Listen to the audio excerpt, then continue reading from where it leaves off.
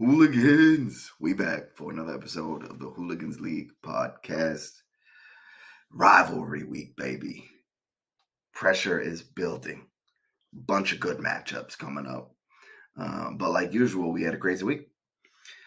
I want to say we had multiple teams getting their third straight win in a row. We even have a team who's lost 4 games in a row after being a top 3 team in the power rankings. New highest score of the season. Trying to steal some money.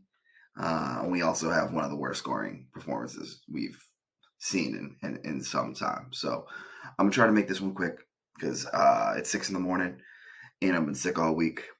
But yeah, let's get into it. Episode 6, let's get it.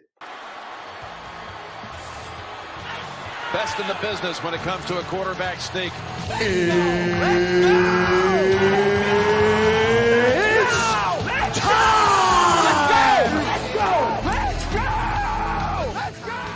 All right.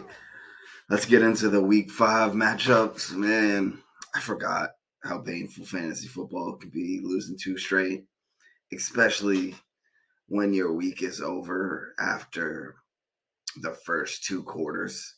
Dan gave me an absolute beatdown, led by Josh Allen, who had 35 points in the first half. He had a 98-yard touchdown in the first minute of the game. So he basically took a dump on my chest and then walked away and just wiped his hands clean of it. It was not a fun week for me. Next matchup, Berkey dropped up a big number on Radler. Sorry, Radler, finally putting up some big points, and it's just not enough because Berkey's an asshole. Then we had Rick stealing another win over Dickey, just an easy game. Then Dan Silverman just wiping Jovi. Come on, Dan. Jovi's out there serving his nation, and you're just giving him a nearly 50-point beatdown like it's nothing. That's just disrespectful. And then Chow, you put up some good numbers, but no one gives you any credit for this victory because James he couldn't even get 69 points, 68 points, just pathetic, but took it like a champ. Jumped into the group chat, made fun of himself. We all appreciate you for that. And then in what was the closest matchup of the week, we had Caveney versus Chris, and Chris sneaking out the 1.5-point dub. So that's back-to-back weeks where Caveney has lost by less than 2 points. Fantasy football is cruel. It's cruel, and we love it, but that's tough. And just from an individual standpoint, man, we had some big performances, some that we could have expected, some not so much. Josh Allen being number 1, no surprise there, but then Taysom Hill with number 2, Eckler, another big week. Leonard Fournette, the new trade acquisition by Rick, number 4 on the week. Gabe Davis dropping a 98-yard touchdown on one of the first plays. And ends up having 170 yards on 2 or 3 catches. Pretty crazy. And then Kelsey with his 4 touchdowns and 7 catches and 25 yards. Just, football is wild. It is wild. And fantasy football is wild for it. But yeah, those are the matchups. We 5 weeks in. If you're 4-1, you're probably feeling really good. If you're 1-4, the pressure's starting to hit. And I mean, even 2-3 is tough. So let's jump into the weekly winners. At the top week, I mean, it's easy. We got Dan Santola, Mr. Wings Wang, 186 points. That's $20 to you, coming very shortly. You are the Andy Bobandy team of the week. And then Radler, let's go, buddy. We've all been rooting for you. You didn't get the dub, but you get $10 for being the best loser. So congratulations to that. $10 is coming to you shortly. For a survivor, I mean, we all know who that is too. I mean, 68 points. That's rough. Sorry, James. You are no longer in the survivor pool, which is bringing us down to 7 people. You're going to need more than 68 points moving forward just to stay in the survivor pool. So if you're still in, you better get ready. All right, so real quickly, I don't even think the standings changed. This might be the same thing. Just I think all the three top teams all got dubs, but Dan, Chow, and Rick all 4-1 with Dan Santola being the number one dog because of his points. Then for most points, we have Andy just still dominating everybody. Dan, you've made a big jump into second, closing that gap a little bit with your monster week this week. And then there's me at third. Survivors, you know who you are. You know who you're not. And then for our $25 prizes, we got Santola again because he just basically took $25 out of Andy's hands with his 186-point week. And then for most points against, we have me at the top, followed by Andy, and then Ryan and Jovi. So these prizes, they're bumping around. We got some familiar names over and over and over again. Dan, Andy, your names seem to be all over the place, but we got some people close by just snipping at your backs, trying to get that money from you. And then for top earners, we still got Andy at the top, and then Rick, Dan, and Chris all at $20, and then James. Sorry, bud. At least there's no penalty for this, but you have the worst week of the year, and it's going to be tough to lose that title. All right, so one of my favorite parts, we got the manager of the week. And this week's manager just either doesn't listen to the podcast or is stubborn or just, I don't know, he might need to change up his sources for information because it's Caveney again. It's Brennan. And this isn't we're not even going to dive into this very long because there's not much to talk about here. Another 1 point or so loss. That was completely avoidable. And Caveney, you're not the first person who I've tried to help on this podcast. I tried to help Dick before, talking about his roster, and he ignored me. And then he ended up losing a matchup because of it. You're that person now. I'm out here giving free information. I'm looking out for everybody, not just myself. And you ignored it, and now you're the dumbass manager of the week again for the second week in a row. Why? Because of Allen Robinson. Why are you playing this dude? You lost by 1.62 points. And yes, you had a goose egg from Higgins. You also had a goose egg from Schultz. So, it's not, the loss isn't completely on you. But why are you playing Allen Robinson? Is it just because of his name? Do you owe him something? Do you owe him money? I just don't get it. He's had one decent week, and he's been trash ever since. And he lost you money. He lost you a game last week, and you're still riding with him. Nothing else needs to be said on this. He's if you play someone else for him, you are potentially 4-1 and in second or third place in the season. Probably have some money in your pocket too. Caveney, man. I'm trying to help you out. So, yeah, you're our dumbass manager of the week again. I'm glad I'm not the only back-to-back recipient of that title. But we did have some honorable mentions. James, I shouted you out last week for your perseverance with your roster, for trusting your guys, for making smart moves. But this week, you're being mentioned because you started a quarterback who didn't play.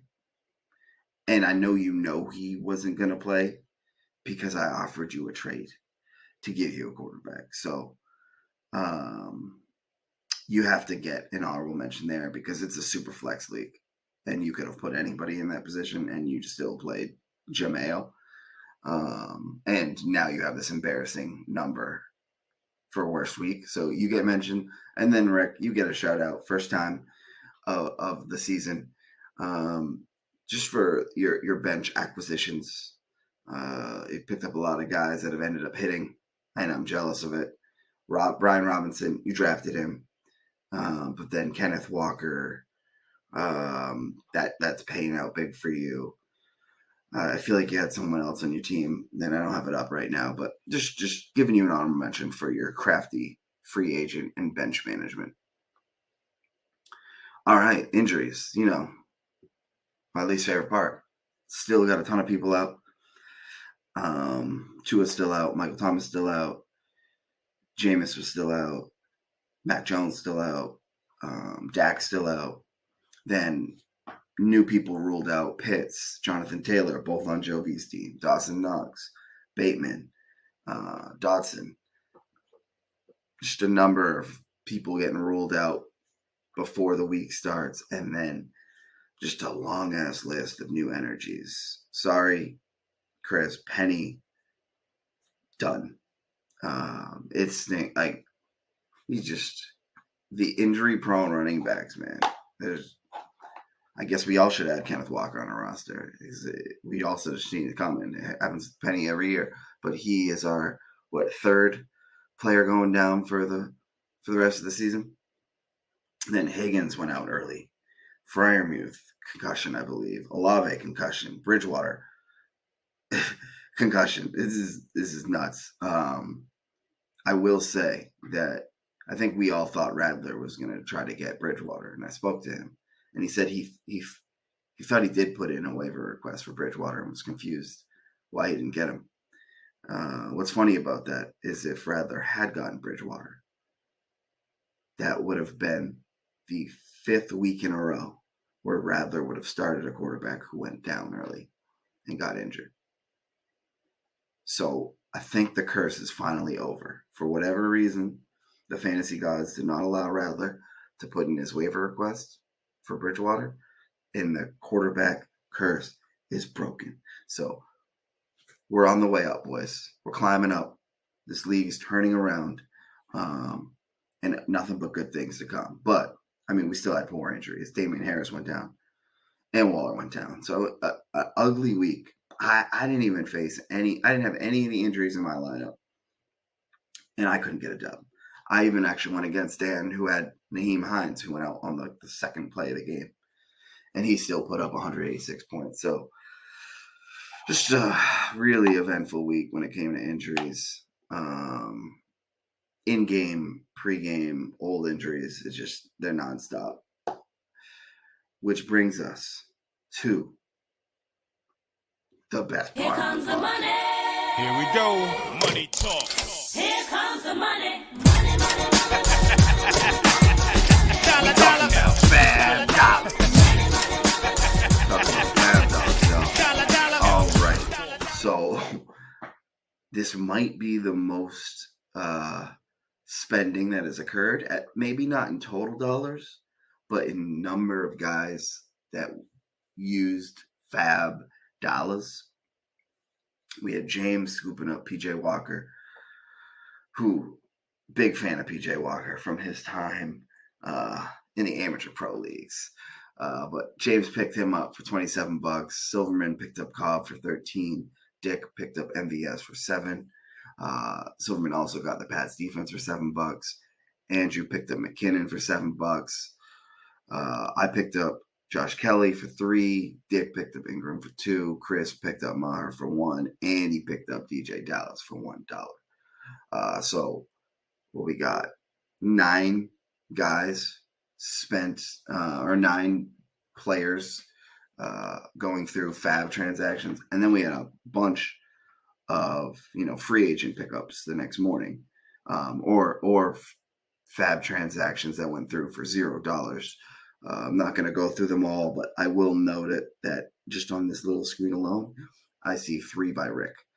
So a lot of movement in the FAAB and free agency on Wednesday morning. Did you guys get it right? Let's see. So actually, it was pretty good. I'd say it was a pretty good week.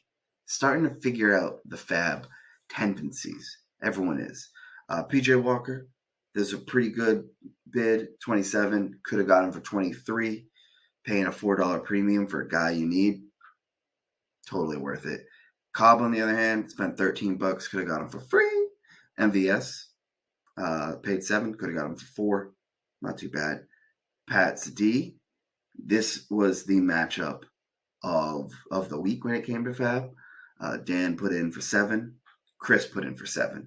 And Dan got it based on waiver priority. So hot matchup there. You both nailed it. Chris, unfortunately, you needed to pay $1 more if you wanted him. Paying $8 for a defense, that is a hefty price, so I totally get you not doing it. McKinnon, could have got him for free. Kelly, I could have got him for free. And Ingram, could have got him for free. Everyone else either went for $1 or free already, so not worth mentioning. Rick went in this week. He went in. He was at 24 or 26 transactions last week. He's at 35 now, y'all. He's coming. And this is how you know Rick has confidence in his roster. When Rick feels good about his team, he just starts churning the bottom of his roster off. They get cut so quick, and he's just finding the next person who can round out his roster. So he's feeling good. More traction, transactions are going to go down. I challenged him last week. Rick, can you get to 100? I think this is a guarantee now. I'm calling it. Rick's going to hit 100 transactions by the end of the year because he's ready. He's on a mission. I'm in second with 24. I was at maybe 20 last week. And then the third most is 12. So I can't wait to see where this goes. This is just a lot of fun. I'm Pickle Rick! All right. The power rankings. Power rankings were a lot of fun last week. Also very challenging. This week, they were more straightforward. There was a challenge at the top. But then after that, completely just follow the numbers. Let the numbers and the data drive them. And I think that's going to be how it works out more often than not moving forward. With exception to, I may need to start giving the standings a little bit more weight moving forward as we get closer to the playoffs. But for the most part this week, just following what the numbers are saying. So let's get into it. All right, so week 6 power rankings. And wow, I just realized I've never updated this text in there since week 3. It says week 3 power rankings. That's funny. I also just noticed that I haven't been, this mic that I got and brought into the equation last week hasn't been on this whole time. I've been using my laptop microphone. So if the audio sounded worse than it usually does and no longer sounds like that, that's because I just switched this mic on. So I'm an idiot. I'm sick. It's 6 a.m. I'm still hurting from my fantasy loss. So, don't blame me. It's totally understandable. But with that said, let's get into the power rankings. At number 1, we got a new king. And the numbers didn't support it. They actually didn't have Dan at number 1. But I had to put him there. Kamish had to come in and make an adjustment. It was he was a very, very close number 2. But we've given him the number 1 spot because he simply deserves it. He's been number 1 in the standings for almost the entire season. He just had the number 1 performance of the week of the entire league. And he hasn't got it yet. So he deserves it. Dan, you're number 1. There we go, Mr. Wing. Koski, we're dropping you down to number 2. Not because of anything you did. You're actually the clear number 1 team based on the analyzers. So for all that, competitive disadvantage stuff, you're the king of the league right now. By a long shot, according to the analyzers. So I know you're feeling good. So you're there at number 2. You were actually Graceffa had you at number 1, but gave Dan the bump up because of his big performance. Berkey, you're at number 3. Dropped you down 1 slot. Again, not because of anything you did, just Rick and Dan. They deserve the 1 and 2 more than you. It's crazy to notice is that you're doing all this damage without Keenan Allen still. So your team's still going to get better at some point. Chow, staying at 4. Your team's just chugging along. A team of home run hitters. You look through your roster every week and you get a dub usually.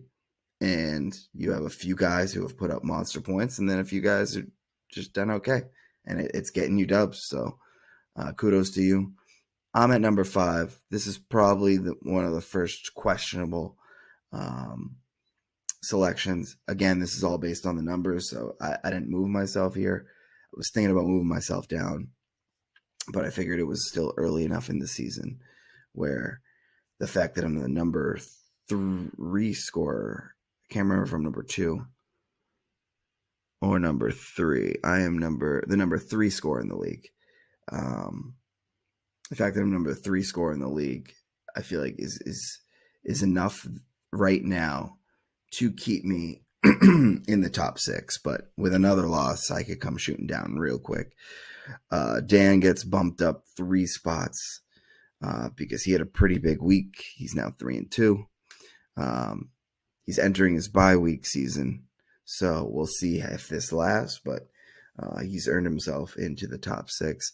Then Chris falls back 1, even though he gets a win, and that's mainly because it was a terrible week. Still, I think he was like a bottom 4 team. He only got a win because Caveney just keeps playing Allen Robinson, so bumped him down a spot. Really, because Dan jumped him because he's outperformed him significantly. Caveman, you fall down again 1 spot because you're just making mistakes. Radler, we're giving you a 3 spot bump up. Now, you didn't even get a win, but you had a pretty good week, and you just got those running backs, man. Everyone's afraid of those running backs. Everyone wants a piece of those running backs. So when your quarterbacks start to put up some decent numbers, you're going to be putting up decent numbers. So I don't think anyone wants to mess around with you towards the end of the season. You're still 1 and 4 though, so that record you got to start getting some dubs, or it's going to be pretty hard to bump you up any higher than this spot. James, I said it before, I'm saying it again, volatility. It's hard to predict. I mean, nowhere was I expecting a 68-point week. You're still 2 and 3, but man, yeah, you're a loss away from being potentially in last place in the standings. So you're gonna have to figure that out, and that's why you fell down 2 spots. Deb, you're staying flat. You only scored barely 100 points. You lost again. You're still a dick, but you're just not as shitty of a team as Joe Visa is right now, who's lost 4 straight times. Only scored 98 points. His team's a train wreck right now. But thank you for your service, Jovi, both, in the Army and in this fantasy league, because you're just giving people wins left and right. And we appreciate you for that. So that's the power rankings. If you don't like them, you can screw off. Graceffa isn't taking any feedback anymore. So enjoy. All right, second to last thing. We got a trade alert, 3rd trade of the season, one that finally doesn't involve me. We got Rick doing a deal with Caveney. Tyler Conklin and Leonard Fournette go to Rick in exchange for Bailey Zappi, Hayden Hurst, and Geno Smith. Now, if you were upset about the Brian Hoyer, Wilson, Dak trade, you're probably also upset about this one. Pretty similar structure based around quarterbacks. I was very jealous of Rick. I texted him immediately. I wish I got Fournette. I probably could have got Fournette. When I first saw this trade go down, definitely thought Caveney could have got more for Fournette. But then Geno Smith went out there and balled out. Geno's a baller. Rattler, you were right. You called it pre-draft. He's out there as he might be like the QB6 on the year. I forget what it is, but he's been crushing it. So maybe this trade's more even than it looks.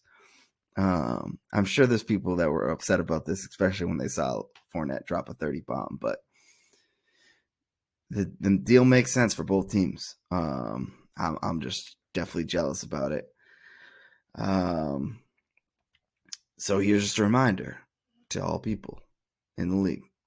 If you need to make a move, make a move. Ideally not with Rick or Dan or Andy, because, they're at the top of the standing. We don't need to make their teams better. But maybe, the guys below. Let's make some moves. Just kidding. Make deals with whoever. And let's have fun. Let's make our teams better. Last up, rivalry week, baby. Now, usually we have a matchup of the week or two, but now every matchup is a matchup of the week because it's rivalry week. We got me versus James. Now, I've been talking a lot of trash about James' team. And here's his chance and their chance, the team's chance to shut me up. Now, he just put up a miserable week 5, and I'm hoping he does again. But I doubt it. His team's is a team of volatility, and who knows? They might be the team of the week this week.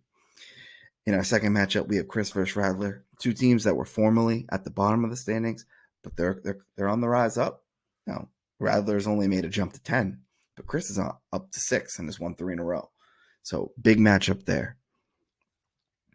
Then we got Diggy and Chow. This is not a matchup of the standings like me at 7 versus 9 and James, and 6 versus 10 for Rattler and Chris. This isn't a matchup of the power rankings. This is a matchup of the trash talk. Now, Chow and Dick, I expect you to bring your all to the Yahoo platform, but I expect you to bring more to the group chat. We want to hear it. We want to be entertained. Entertain us. Then in our fourth matchup, we got the two Dans. Now, this isn't even really fair. Dan Santola is the number 1 team in the league. He's basically been first all year. Dan Silverman's on the rise. But one team just had the greatest week this league has seen, and another team is entering 4 or 5 guys on a bye. So this could get ugly, but this has just upset potential. If Silverman can pull this up, this could potentially be the upset of the year. So a lot of fun there. Then we got Berkey versus Koski. This might actually be the matchup of the week. If it wasn't rivalry week, it certainly would. We got the 3 versus 4 in the standings. We got the 2 versus 3 in the power ranking. We got Koski has won a Andy Bobandy team of the week. Berkey has won 2. This is just whoever wins this will be solidifying themselves as a top team. And whoever loses this, I mean, fuck it, they're still going to be a top team. So just some high-powered offenses here. Definitely going to enjoy this one. And then last, this is our battle of people fighting for their fantasy football lives. Caveney, who has managed himself out of 2 straight wins, goes against Jovi, who's lost 4 weeks in a row. These are also probably the 2 quietest members of our league when it comes to the group chat. So we probably won't hear any trash talk. There's really no reason that they're rivals other than the fact that they're both quiet and we don't hear from them. But this one will be interesting. Whoever loses this is going to be in a tough spot for the rest of the season, and will probably need to make some moves. But if it's Jovi, he's not going to make any moves because he goes to war with the people that he signed up with. So this is rivalry week. If you have ideas for making this better, put them in the group chat. If you want to make bets with your opponent, strongly encourage that. Love that. And if you have ideas on how we can make rivalry week a yearly thing and add some more incentives around it, happy to do it. Not for this year, but for next year. Let's throw the ideas and we can talk about it. So those are the matchups. Pressure's building. It's getting real, y'all.